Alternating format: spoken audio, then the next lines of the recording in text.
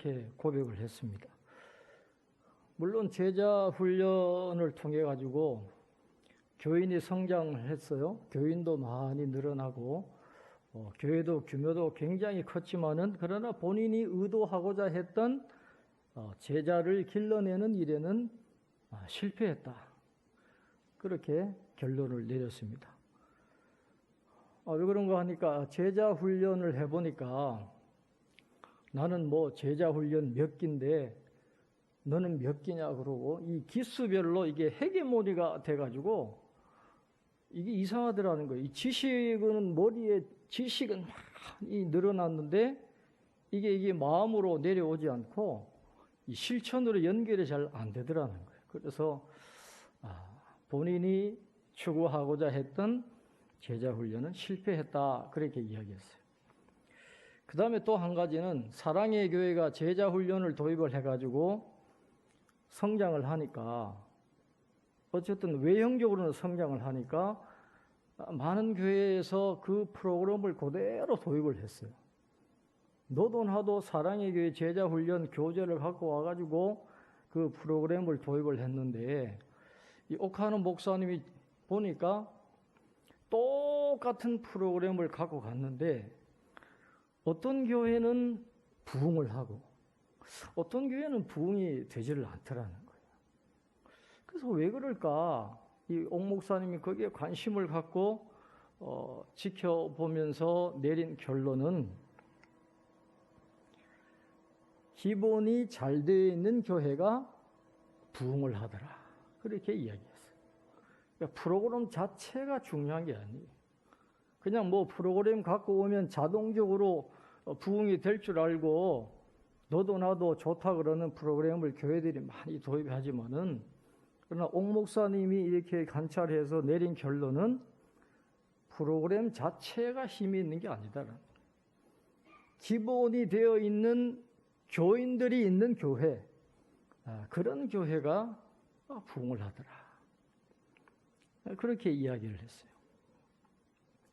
아무리 좋은 프로그램을 갖고 오고 좋은 교재가 있어도 성도 개인들이 그것을 소화하지 않으면 이게 아무 소용이 없는 거예요.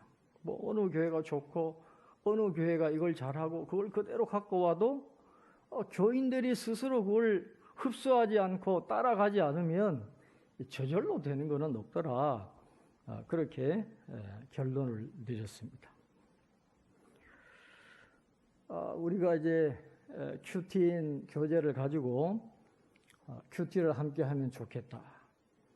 우리가 매주일 모일 수 있는 그런 형편이 안 되니까 흩어져 있더라도 우리가 큐티인 교재를 가지고 같은 성경 본문을 가지고 같이 묵상하면서 한 물줄기로 은혜를 받으면 좋겠다 해가지고 큐티인 교재를 교회가 구입을 해서 여러분들에게 나누어 드렸어요.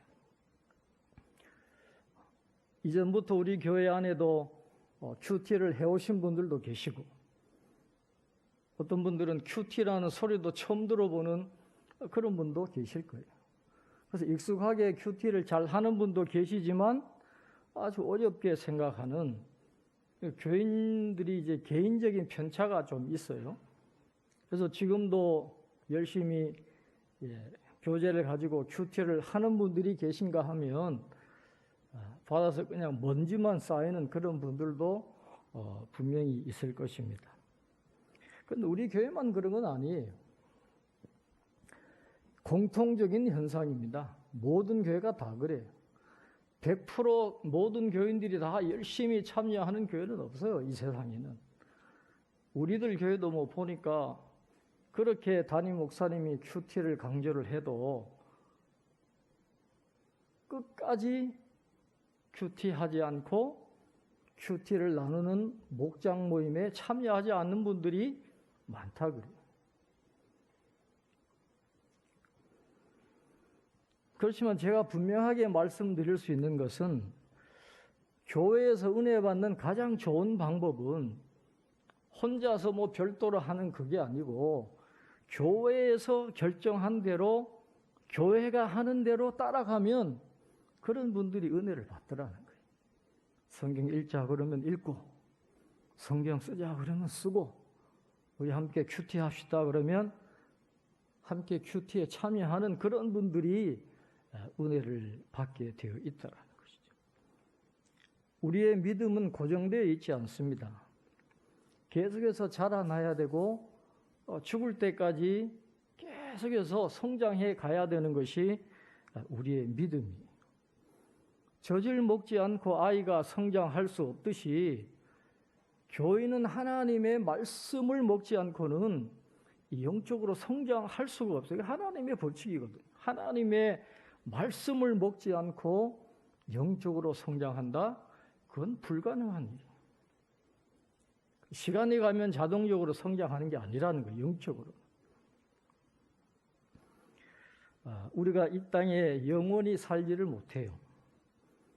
언젠가 우리가 하나님의 부름을 받아야 되는데 그날이 언제 올지는 아무도 모르잖아요. 당장 내일 일을 우리가 알 수 없어요. 내일 일은 뭐예요?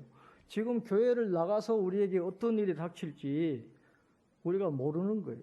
그날을 우리가 항상 준비를 하고 살아야 되는데 오늘 그 책을 한 권 보니까 책 부제가 죽음 앞에서 모든 걱정은 도토리가 된다 하는 그런 부제가 있더라고요.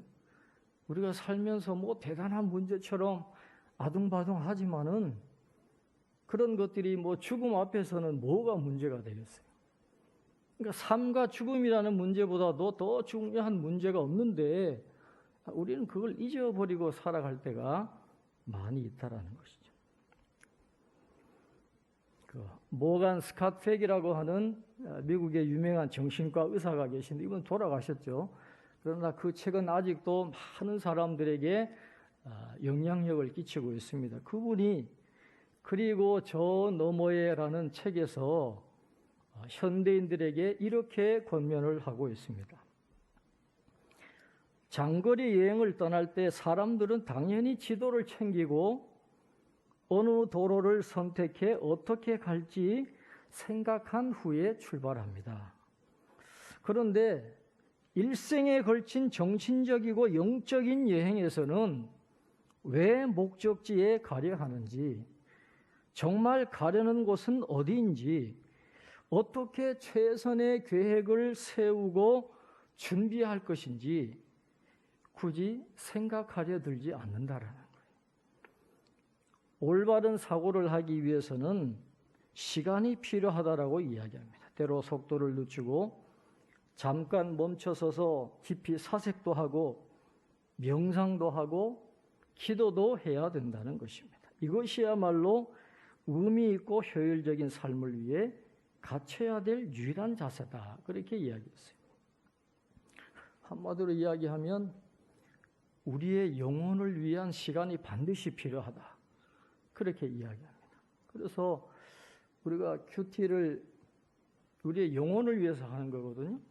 그러니까 시간은 자율적으로 하시면 돼요. 뭐 어떤 분들은 그날 큐티 본문 가지고 하루 종일 묵상하는 분도 계시고 어떤 분은 2시간, 1시간, 20분, 30분 그렇게 하는 분들도 계신데 이 내비게이터 선교회에서 나온 책을 보면 이 내비게이터 선교회에서는 하루에 그 큐티 하는 최소한의 시간을 7분으로 보고 있어요. 그러니까 7분 정도만 해도 이게 효과가 있다라고 하는 것을 강조를 하거든요. 그러니까 우리가 아무리 바빠도 하루에 7분 이걸 못한다 그러면 이게 말이 안 된다는 거예요.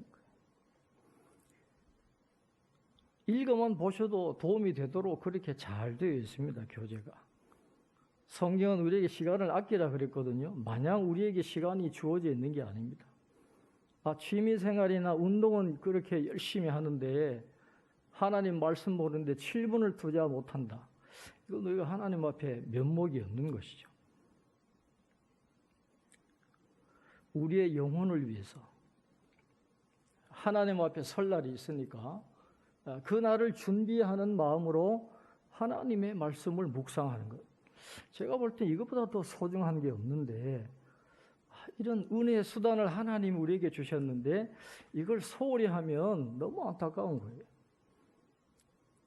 그래서 우리 성도님들은 물론 처음에 좀 어려움이 있겠지만은 그래도 이 교재를 읽으시기만 해도 은혜 같아요.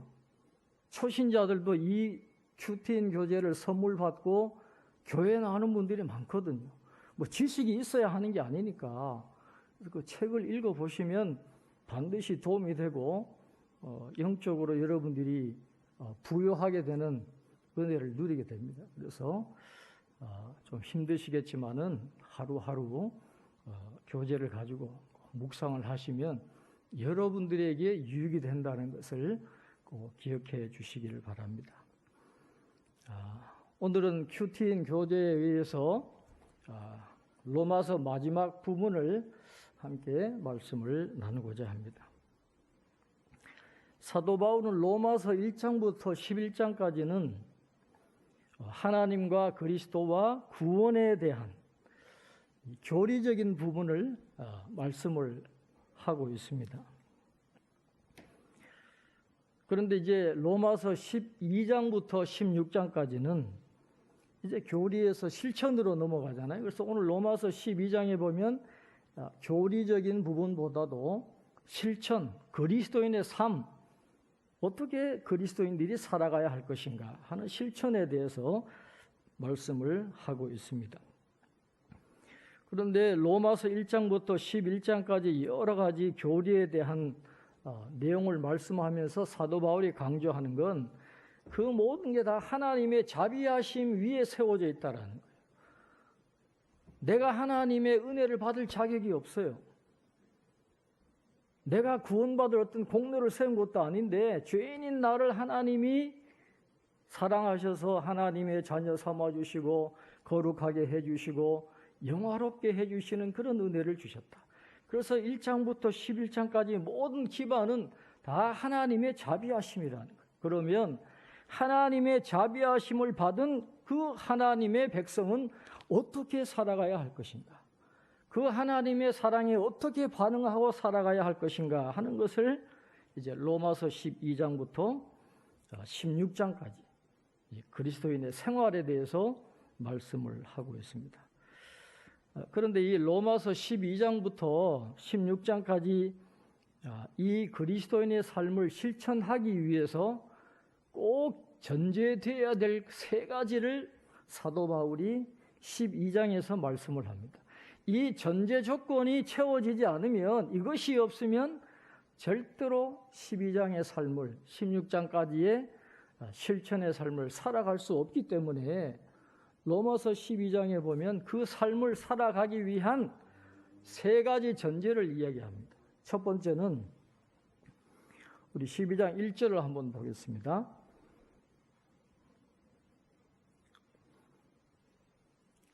12장 1절 말씀 한번 같이 읽겠습니다. 그러므로 형제들아 내가 하나님의 모든 자비하심으로 너희를 권하노니 너희 몸을 하나님이 기뻐하시는 거룩한 산 제물로 드리라.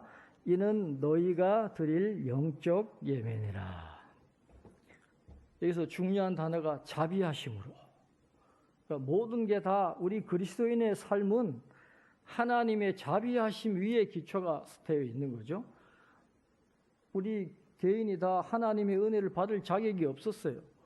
죄와 허물로 다 죽어야 되는데 하나님의 은혜로, 주님의 은혜로 우리가 구원받은 하나님의 자녀가 되었다. 그래서 우리의 삶은 하나님의 자비하심의 근원이 있어요. 그래서 그 자비하심을 받은 우리는 어떻게 살아가야 되느냐?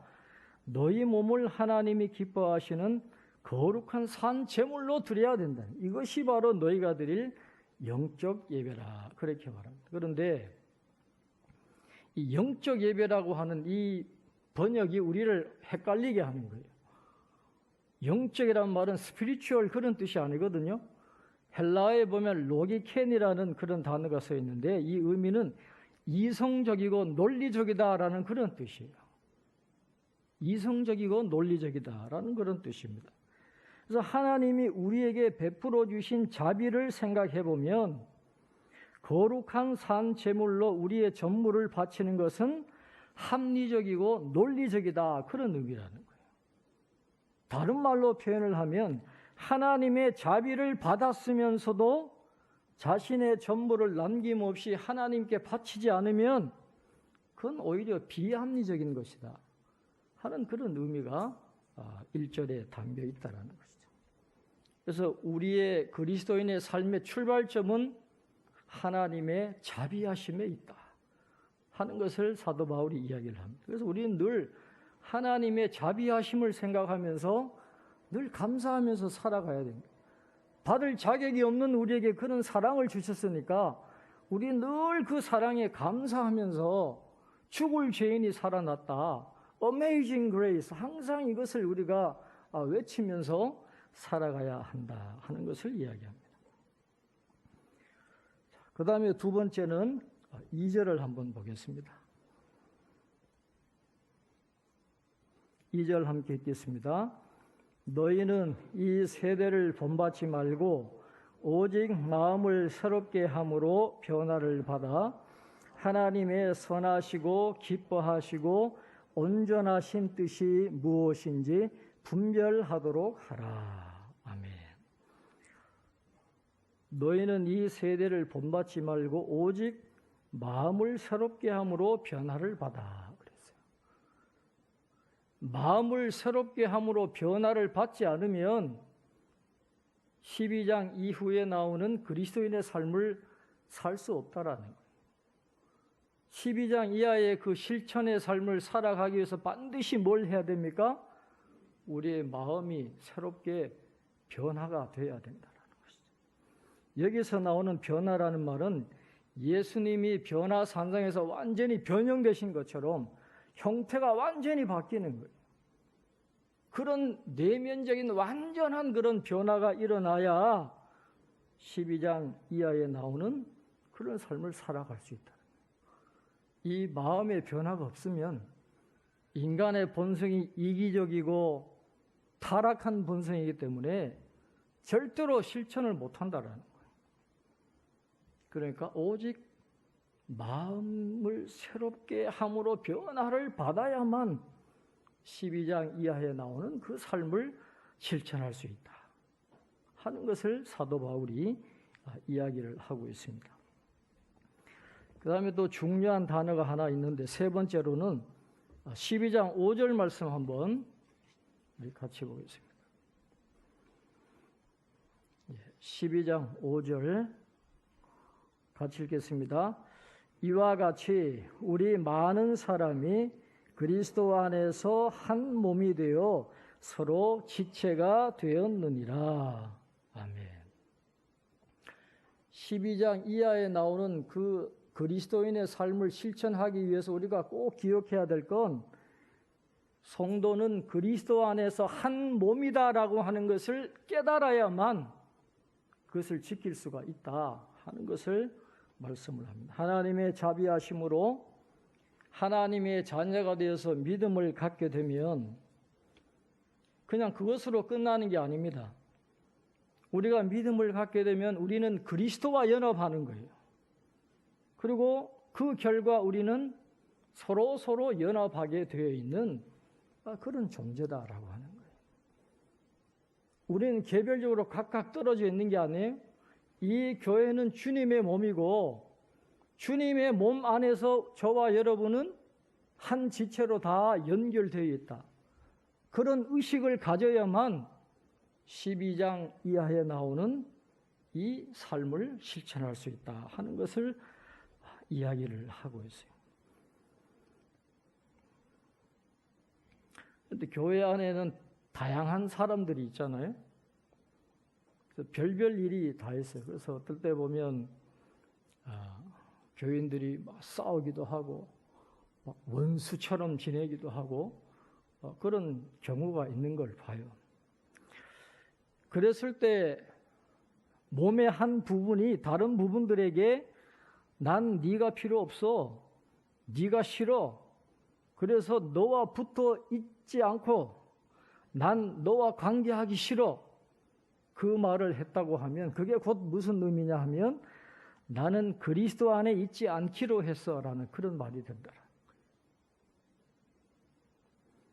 그래서 우리는 예수님의 몸 안에서 서로 연결되어 있다라고 하는 그것을 우리가 꼭 기억해야 돼요. 그래서 가끔씩 보면 관계가 별로 껄끄럽고 같이 있고 싶지 않아 하는 그런 교인들이 있기는 있어요.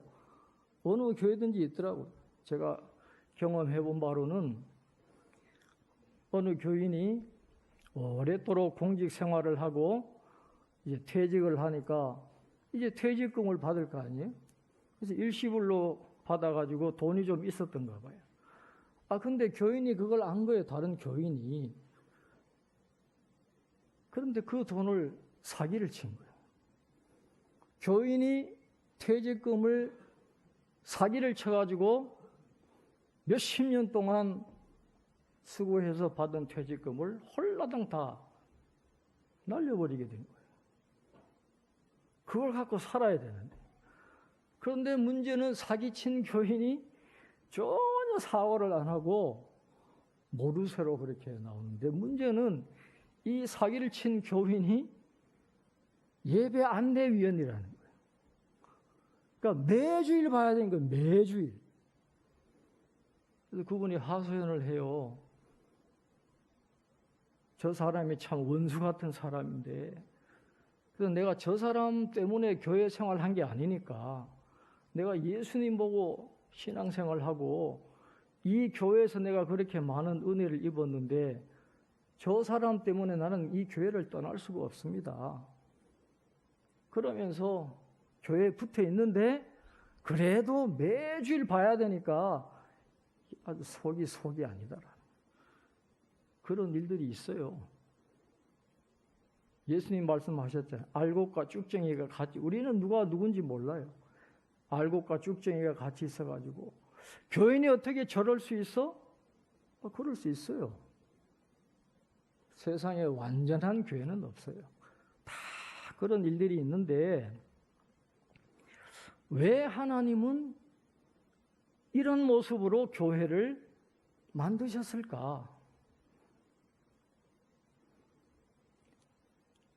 그냥 우리가 하나님과 똑바로 연결되고 그냥 성령과 이렇게 연결돼가지고 서로 연결 안 되게 그냥 하나님만 바라보고 살아가도록 그렇게 하면 좋을 텐데, 은혜를 받으면서도 서로 이렇게 수평적으로도 왜 나눠야 되고 서로 의지해야 되고 서로 도와줘야 되고 왜 이런 모습으로 하나님은 교회를 만드셨을까? 그런 질문을 해보게 됩니다. 하나님이 그렇게 하신 이유가 있어요. 모자란 우리들, 부족한 우리들을 함께 한 몸이 되도록 하신 이유가 있다라는 거예요. 자, 로마서 15장 5절부터 7절까지 한번 찾아보겠습니다. 로마서 15장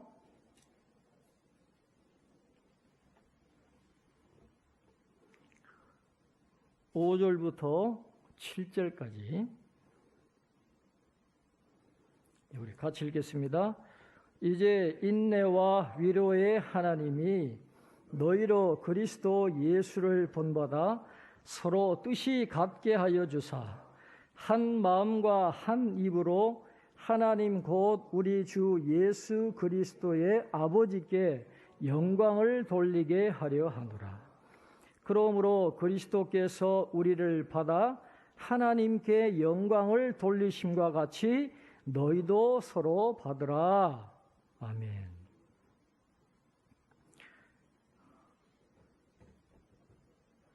하나님이 우리를 받아주셨잖아요. 받을 자격이 없는 우리를 하나님이 받아주신 것처럼 너희도 서로 받으라는 거예요.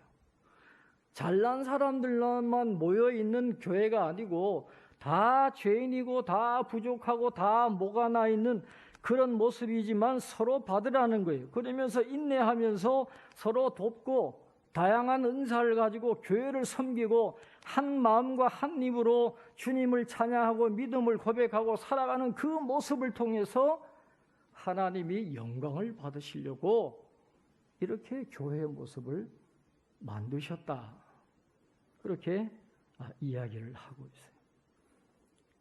그래서 우리는 다양한 모습으로 교회 안에 존재하는 것이고, 다 존재하는 그 모습 속에서 하나님의 뜻이 있고, 다 하나님은 우리에게 은사를 주셔가지고 교회를 세우게 하세요. 그래서 서로 부족하지만 채워주고, 서로 인내하면서, 서로 교제하면서 협력해 나가는 그 모습을 볼 때 하나님이 영광을 받으시니까, 그래서 우리를 이렇게 한 몸으로 이렇게 만들어 주셨다.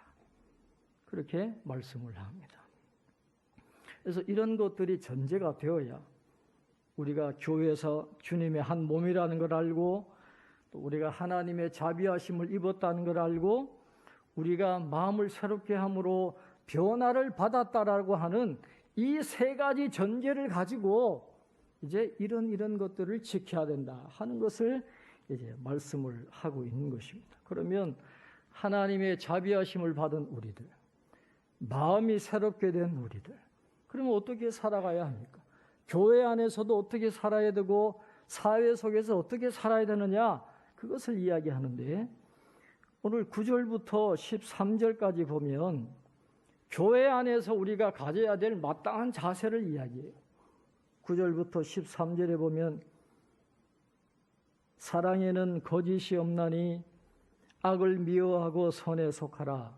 형제를 사랑하여 서로 우애하고 존경하기를 서로 먼저 하며 부지런하여 게으르지 말고 열심을 품고 주를 섬기라. 소망 중에 즐거워하며 환난 중에 참으며 기도에 항상 힘쓰며 성도들의 쓸 것을 공급하며 손 대접하기를 힘쓰라. 이게 교회 안에서 해야 되는 모습인데, 여기에서 사도 바울이 강조하는 건 맨 앞에 나오는 거예요. 사랑에는 거짓이 없나니. 사랑에는 거짓이 없나니 그렇게 번역을 했지만 원문의 뜻은 위선적으로 사랑하지 말라, 그렇게 되어 있어요. 교회 안에서는 사랑하되 위선적으로 사랑하지 말라라는 거예요. 속으로는 애정이 없으면서 겉으로는 애정이 있는 척 그렇게 하지 말라라는 거예요. 그렇게 위선적인 거짓된 사랑으로 아무리 열심히 봉사하고 기도하고 해봐야 다 헛거라는 거예요. 그래서 교회 안에서 이루어지는 이 모든 봉사가 실제적으로 하나님이 받으실 만한 것이 되기 위해서는 위선적인 사랑이 없어야 돼요. 진실한 사랑, 참된 사랑을 가지고 서로 기도하고 협력하고 할 때 하나님이 기뻐 받으시는 거룩한 산채에 모여야 된다. 그 다음에 14절부터 21절까지는 박해하는 자들에게 어떻게 할 것인가 하는 걸 이야기하는 거예요. 로마 교회가 약하거든요.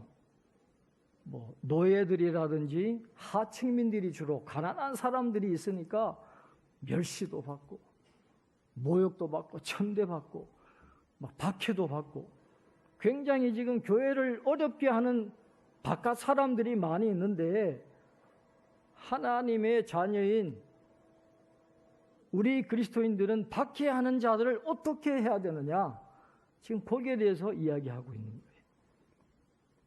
거예요. 사도 바울이 뭐라고 말씀을 합니까? 하나님의 말씀이죠. 박해하는 자를 축복하고 저주하지 말라. 이게 맨정신에 됩니까? 이게 어려운 거예요. 즐거워하는 자들과 함께 즐거워하고 우는 자들과 함께 울라. 남 잘 되면 배 아픈데 어떻게 함께 즐거워합니까? 이게 맨정신으로 안 되는 거죠. 아무에게도 악을 악으로 갚지 말고 모든 사람 앞에서 선한 일을 도모하라. 친히 원수를 갚지 말고 원수가 줄이거든 먹이고 목마르거든 마시게 하라. 이게 맨정신에 됩니까? 이게 악에게 치지 말고 선으로 악을 이기라. 이렇게 할 수 있는 이유는 내 자신이 하나님의 사랑을 받지 않았냐. 내가 받을 자격이 없는데 하나님의 사랑을 받았으니 그 사랑을 생각하면서 원수를 참고 축복하고 원수에 필요한 것들을 채워주라.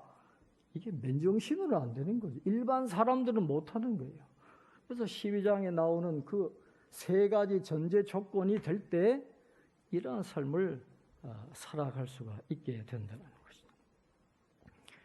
오늘 이 말씀 한 절 한 절을 다 풀어 설명해야 될 귀한 말씀인데 그럴 시간이 없으니까 나중에 로마서를 우리가 함께 나눌 기회가 되면 그때 말씀을 드리고, 오늘은 다른 차원으로 한 가지 생각해 보고 싶어요.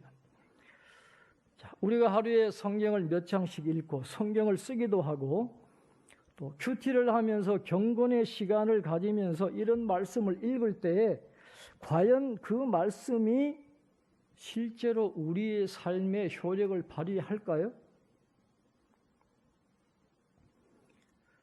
9절부터 나오는 권면들을 읽는 데에는 시간이 얼마 걸리지 않습니다. 그런데 그것들을 읽고 열거한다고 해서 우리 마음이 변화되어서 이 권면들에 대해서 막 마음이 불타오르고 이것을 지키려고 하는 갈망이 우리 안에 불타오르는 그런 경험이 있나요? 아마 대부분은 말씀을 읽고 돌아서면 다 잊어버리죠. 말씀을 읽고 당시에는 은혜 받지만 돌아서면 바쁘게 살다 보면 다 잊어버릴 때가 많이 있다라고 하는 것이죠. 말씀을 재빨리 한번 읽는다고 해서 우리 삶에 이런 아름다운 특성이 생겨나지는 않습니다. 사도 바울도 그 사실을 잘 알고 있을 거예요. 로마 교인들이 사도 바울이 보낸 편지 한번 둘러본다고 해서 이것을 지킬 것이라고는 사도 바울이 기대를 하지 않았을 거예요. 물론 그렇게 살기를 기대를 하지만은 그러나 편지 한번 읽었다라고 해서 로마 교인들이 이것을 지킨다고는 기대를 하지 않았을 것입니다. 그럼에도 불구하고 사도 바울이 왜 이런 편지를 써서 로마 교회에 보냈을까? 다른 말로 하면 우리 스스로에게 이런 질문을 던져볼 수 있죠. 우리 안에 이런 특성이 생겨나기 위해서 우리가 무엇을 할 수 있을까? 우리도 이런 삶을 살기를 원하는데 이런 삶을 살려면 우리가 어떻게 해야 될까? 그런 질문을 던질 수 있는데 사도 바울이 답을 줍니다. 자, 로마서 15장 15절 16절 한번 같이 읽겠습니다.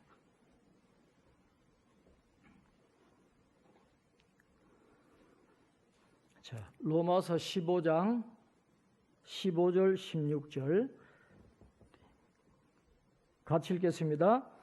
그러나 내가 너희로 다시 생각나게 하려고 하나님께서 내게 주신 은혜로 말미암아 더욱 담대히 대략 너희에게 썼노니 이 은혜는 곧 나로 이방인을 위하여 그리스도 예수의 일꾼이 되어 하나님의 복음의 제사장 직분을 하게 하사 이방인을 제물로 드리는 것이 성령 안에서 거룩하게 되어 받으실 만하게 하려 하심이라. 아멘. 사도 바울이 두 가지를 이야기합니다. 첫째는 15절에 내가 너희로 다시 생각나게 하려고, 다시 생각나게 하려고. 우리가 성경을 읽고 잊어버릴 수 있습니다. 성경을 읽고 은혜를 받으면서도 그 말씀을 잊어버리고 살아갈 때가 많아요.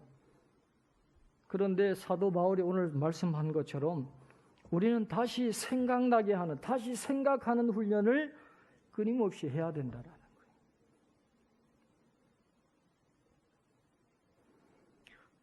큐티에서도 강조하는 게 think, 생각하다라는 거잖아요. 늘 생각하고 또 생각하고 생각하는 거예요. 이 생각이 바뀌지 않으면 절대로 그리스도인의 삶을 실천하지 못하게 되어 있어요. 그래서 요즘에는 지성의 제자도라는 말을 하거든요. 지성의 제자도. 지성이 제자도로 바뀌지 않으면 절대로 그렇게 못 산다. 그래서 지성이 바뀌려면 늘 끊임없이 생각을 해야 된다는 거죠. 하나님이 이 말씀을 하신 이유가 뭘까? 이 말씀의 뜻이 뭘까? 이 말씀을 실천했을 때 나에게 어떤 유익이 있을 것인가? 이러한 권면들이 우리 삶에서 어떤 차이를 만들어낼까? 끊임없이 생각을 해야 된다는 거예요. 잊어버리지 않도록 늘 반복해서 생각하고 그리고 그 생각한 것들을 적용을 해야 되는 거예요. 적용하지 않으면 아무 소용이 없어요. 오늘 원수 갚는 걸 하지 말라 그랬잖아요. 하나님이 친히 원수 갚는다 그랬는데 우리 교인들 그걸 실천하고 있거든요. 여러분 중에도 하는 분들이 계세요. 우리 장로님들도 그런 고백을 합니다. 억울하게 어려움 당했는데 이게 명예훼손죄로 고발할 수 있는 그런 일들을 당했지만은 말씀을 읽어보니까 원수 갚는 게 하나님께 있으니까 너 스스로 원수 갚지 말라는 말씀을 실천을 했다는 거예요. 그러니까 하나님이 다 좋게 해결해 주시는 그런 은혜를 입었다. 일반적인 생각으로는 그렇게 못하잖아요. 하나님의 말씀으로 이것이 자꾸 생각이 나고 삶에 적용을 하니까 그런 놀라운 은혜를 입게 되는 것처럼 자꾸 생각하고 적용할 때 우리의 삶이 변화되는 것이죠. 그런데 그렇게 적용하는 게 참 쉽지 않습니다. 하나님의 말씀을 생활 속에 실천하는 게 쉽지 않아요. 열받고 말이죠. 손해보고 이런 막 부글부글 끓고 당장에 뭘 해가지고 원수 갖고 싶은데 그걸 어떻게 참아요? 사람의 힘으로는 잘 안 되죠. 그러니까 사도 바울이 두 번째 뭘 이야기합니까? 16절에 보면 성령 안에서 거룩하게 되어 받으실 만하게 하려 하십니다. 성령의 도움을 받지 않으면 안 된다라고 하는 거예요. 성령의 도움을 간구하면서 끊임없이 기도해야 된다라는 거예요. 하나님 이 말씀을 실천할 수 있도록 성령께서 저에게 힘을 주세요. 그렇게 성령의 도움이 아니면 성령이 역사하지 않으면 그런 삶을 살아갈 수가 없다라는 거예요. 그래서 한번 읽고 해서 로마 교인들이 이것을 지키지 못한다 해서 낙심하지 않고 너희들 다시 생각하는 훈련을 하고 성령의 도우심을 받으면 그런 삶을 살 수 있다라고 격려하는 그런 사도 바울의 모습이 오늘 성경에 나오고 있습니다. 여러분 비행기를 타고 아름다운 숲을 지나간다고 한번 생각해 보세요. 자, 이 아름다운 숲이 있어요. 근데 여러분이 이제 비행기를 타고 지나가요. 저 높은 고도에서 순식간에 지나가는 비행기 속에서 아 정말 숲이 아름답구나 그렇게 말할 수가 있겠어요? 정말 멋진 숲이라고 이야기하려면 비행기에서 내려가지고 그 숲속을 거닐어야 되는 거죠. 꽃향기도 맡아보고 그 아름다운 울창한 나무들도 보기도 하고 만져보기도 하고 새소리도 들어보기도 하고 직접 그 안에 걸어가면서 경험을 해야 아 정말 멋진 숲이구나 그런 고백을 하게 되는 것 아니겠어요? 저와 여러분은 지금 그 여행을 하고 있는 거예요. 우리가 죽을 때까지 그 여행을 지금 하고 있는 겁니다. 그러니까 말씀 묵상을 하면서 그냥 급히 지나가려고만 하지 마시고 꽃잎도 한번 향기도 맡아보고 잎사귀도 한번 만져보고 나무도 한번 끌어안아도 보고 맑은 공기도 한번 들여 마셔보고 하는 그런 말씀을 묵상하고 생각하고 적용하고 기도하고 성령의 도우심을 통해서 하나님이 변화시켜 주실 때에 우리가 오늘 사도 바울이 이야기하는 그런 아름다운 그리스도인의 삶을 살아가게 될 줄로 믿습니다. 변화를 받아 그랬잖아요. 현재 시제인데 헬라어의 현재 시제는 항상 미래를 포함하고 있어요. 헬라어의 현재는 미래를 포함하는 겁니다. 그러니까 변화를 받아라는 말은 계속해서 조금씩 변화되는 걸 이야기하는 거예요. 지금은 완전하지 않아도 흠이 있고 뭐가 나도 우리가 끊임없이 경건의 훈련을 하면 우리가 조금씩 변화되어서 하나님이 기뻐하시는 그런 그리스도의 삶을 살아가게 된다는 것이죠. 그런 영적인 성장이 우리 모두에게 있기를 주님의 이름으로 축원합니다. 기도하겠습니다.